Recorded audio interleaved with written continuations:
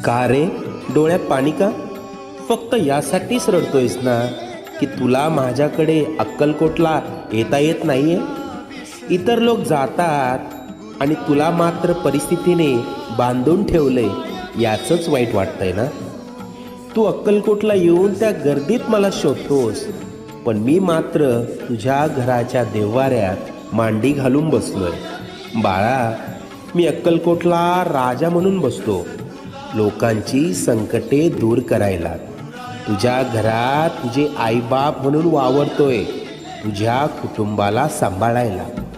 आजपर्यंत तुझ्याबरोबर जेवढं वाईट व्हायचं होतं ते होऊन गेलंय.